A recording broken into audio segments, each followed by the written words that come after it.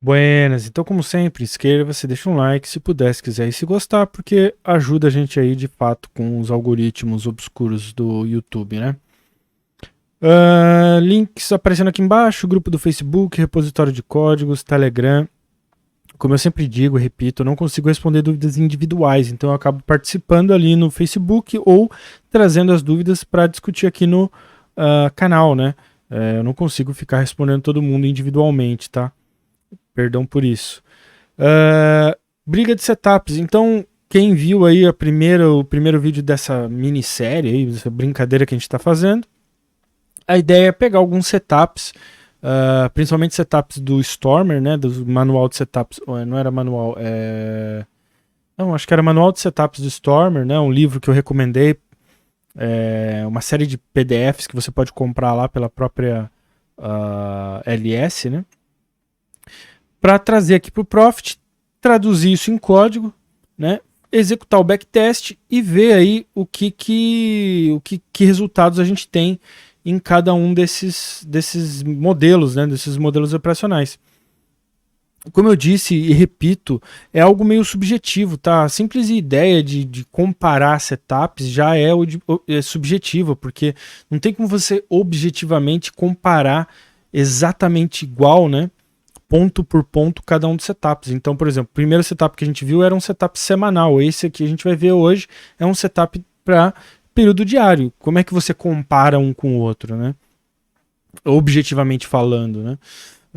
Naturalmente terão aí diferenças, tá? Mas como eu disse, é uma brincadeira aqui para a gente aproveitar e falar sobre código, né? Então a gente viu o vencedor lá do primeiro setup, né? Porque a ideia é, dentro de cada setup a gente faz variações desse setup para ver qual a melhor variação. E depois que a gente tiver aí alguns setups, a gente faz uma fase de mata-mata, algo do tipo, como se fosse um campeonato aí, né? De setups. Então, para quem não assistiu o setup número 1, eu recomendo voltar lá e assistir. Né? Eu vou quebrar em 2 vídeos, como eu tenho feito, um para falar do código, né? Para a gente entender as variações, a lógica por trás, né? E depois a gente fala sobre o resultado em si do backtest, né? Dos resultados do relatório de performance e assim por diante. Beleza? Então vamos lá. Vamos falar sobre o segundo setup hoje, que é um setup chamado de rompimento de canal. Tá? E a gente vai ver o que determina esse canal já já. Né? Mas a periodicidade é para o gráfico diário, tá? Para períodos de gráfico diário. Tipo de sistema, novamente, um setup de rompimento. Entrada será no rompimento da máxima de X dias. Então, o primeiro, vamos dizer assim, banda deste canal aí, né? É determinado pela máxima, né? Maior máxima de X dias, e a gente já vai falar sobre isso, né? E o stop seria, então, a parte inferior desse canal, que seria justamente o stop sendo um tick abaixo da mínima de Y dias aí, né? Por que X e Y? Porque a gente vai ver que a gente vai usar periodicidades diferentes para a maior máxima e para a menor mínima, né? E aí a gente vai ter diferentes configurações de alvo, tá? Que a gente vai discutir dependendo, né, da variação que a gente vai fazer com esse setup. Então, da mesma forma que a gente teve no primeiro setup, a gente tem o setup original, vamos chamar assim, né? Que é o setup 2, né? E a gente tem a versão 2, corrigir aqui, 2.1, corrigir aqui, 2.1, 2.2, 2.3 e 2.4, que são variações desses alvos, tá? E aí a gente vai poder buscar o que traz o melhor resultado. Bom, então, como que a gente vai determinar esses canais? Eu vou inserir aqui os indicadores só para te mostrar visualmente. Se a gente usar o indicador highest, que retorna exatamente o que a função highest retorna, que é o maior valor de algo que você determinar, né? Então aqui vou determinar como maior valor de máxima, né? Eu vou colocar aqui, o que a gente usou aqui? 10 períodos, né? É só para representar visualmente, tá? Claro que a gente não vai necessariamente usar isso no nosso setup, né? E a lowest que vai determinar o nosso stop, que seria a menor mínima de 5 períodos. Então vamos colocar aqui. Então a ideia é, você tem, né, por exemplo aqui, ó, vamos pegar um período aqui. Né, você tem aqui 10 períodos, né? Você vê que a gente determinou uma maior máxima aqui. A gente fica esperando o rompimento dessa maior máxima, né? Passaram-se os 10 períodos e não foi rompida, então a gente tem uma nova máxima,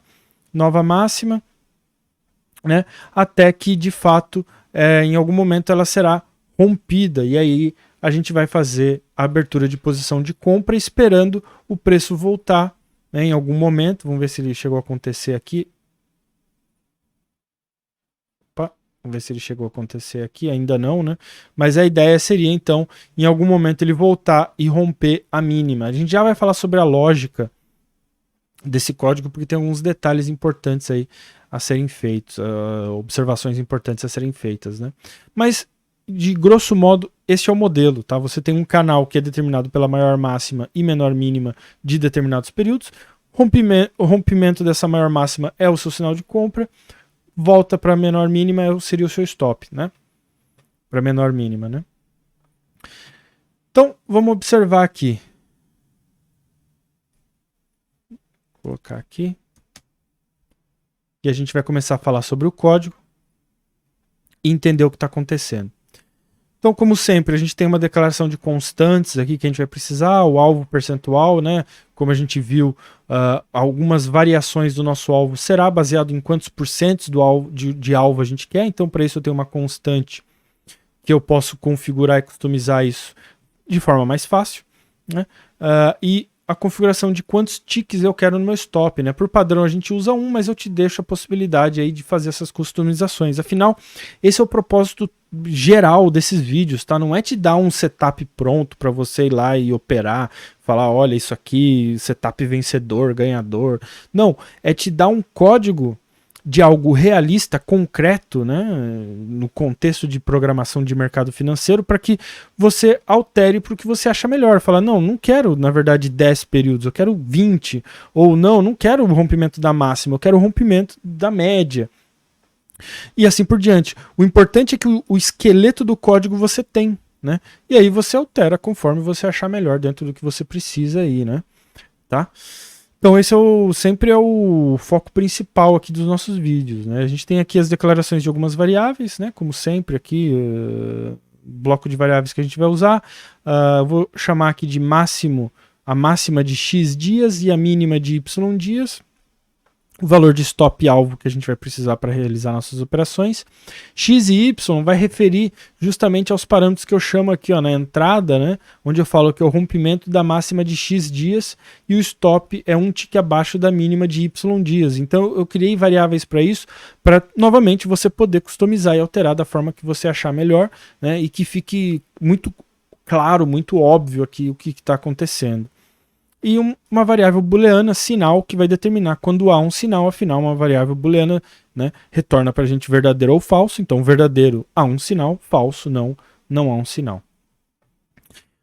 Cálculos que a gente precisa fazer imediatamente determinar aqui o nosso x e y, né, como a gente conversou. Nossos valores aqui de máxima, de quantos dias, né, de máxima e quantos dias de mínima. Como eu falei, você pode alterar como você achar melhor. Poderia declarar constantes aqui também, né? Da forma que achar melhor, você achar melhor, né? Por que eu não estou usando parâmetros? Algo que eu já falei sobre isso aqui, né? Porque em código de backtest a gente não consegue necessariamente alterar as configurações de parâmetros, tá?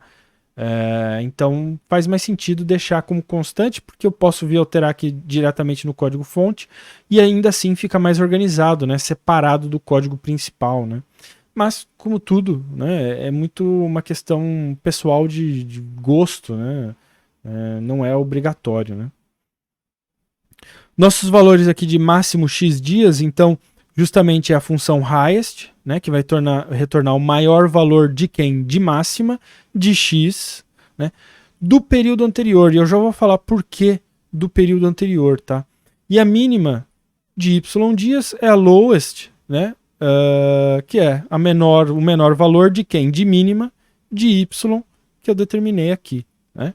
Então fica aí para você customizar. Quem determina o nosso sinal? Se a máxima atual for maior que a máxima de X dias atrás, né? Ou de X dias aí, de X períodos, né? Mais um tique para cima, 1 vezes o menor incremento, né, possível do ativo. Para que a gente faz isso? Para poder contemplar qualquer tipo de ativo, porque um incremento no gráfico de ação é diferente de um incremento do gráfico do dólar, por exemplo, né? Como é do gráfico do índice e assim por diante. De ação é o quê? 1 em 1 centavo, então é 0,01. O mini índice de 5 em 5 pontos, o mini dólar, meio em meio ponto. Então, para eu não ter que ficar calculando ou determinando eu manualmente, eu falo 1 vezes o mínimo incremento deste preço, né? Que ele vai retornar para mim automaticamente. Então, por que agora é interessante, né, eu dizer aqui que a gente tem a máxima maior que a máxima de dias anteriores e eu estou usando o período anterior? Porque se a gente observar aqui, né, usando a máxima simplesmente, né, qual que é o problema que eu tenho, por exemplo, aqui? A gente tem aqui os nossos dias, não é rompido, não é rompido, não é rompido.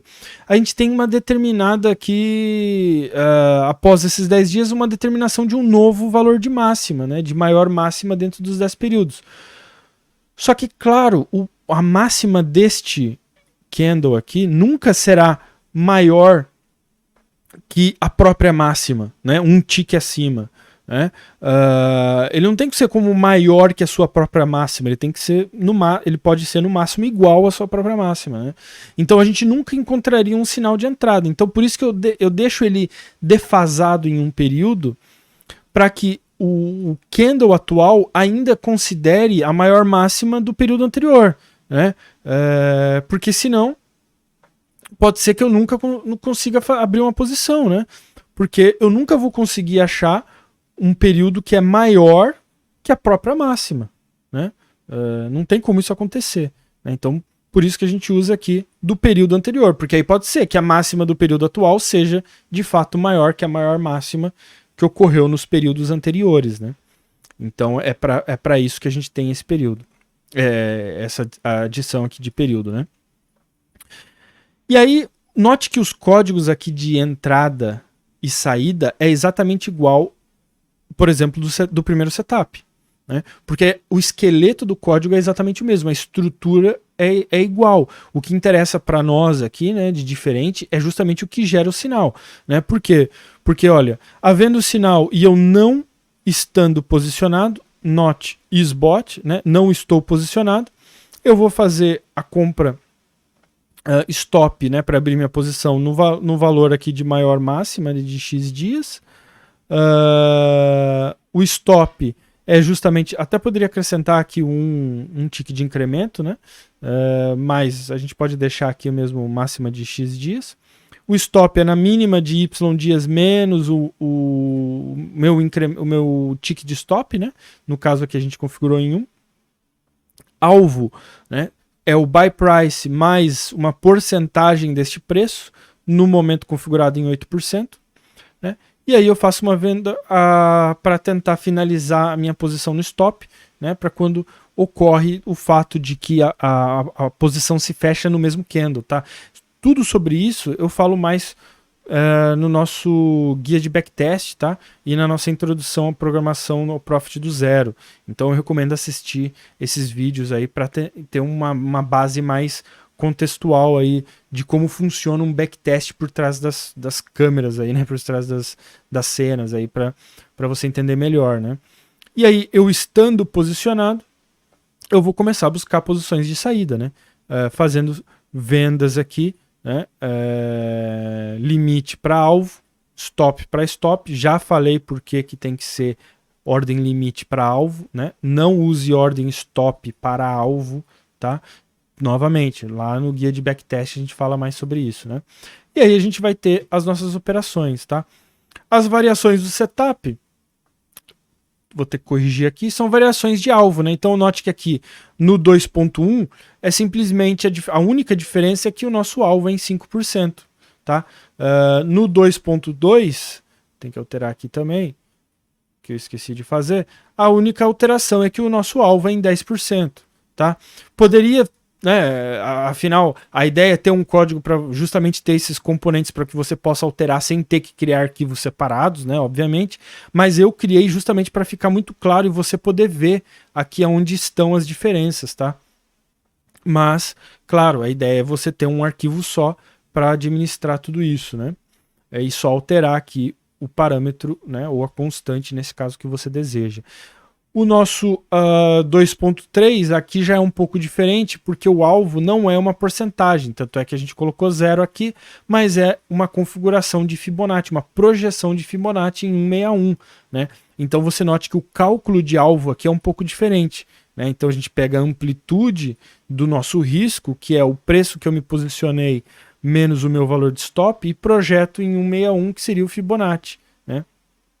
E aí determino o meu alvo. O resto se mantém exatamente igual, né? A maior diferença vai estar na última versão 2.4, vamos alterar aqui também, né? Que agora o alvo não é nem uma porcentagem e nem uma projeção de Fibonacci, mas sim a simples saída no próprio stop. Então é um alvo móvel, porque eu espero o stop ocorrer para sair. Só que esse stop é móvel. Então note que, por exemplo, o nosso cálculo de alvo aqui já sumiu. Eu não tenho mais cálculo de alvo, não preciso, né?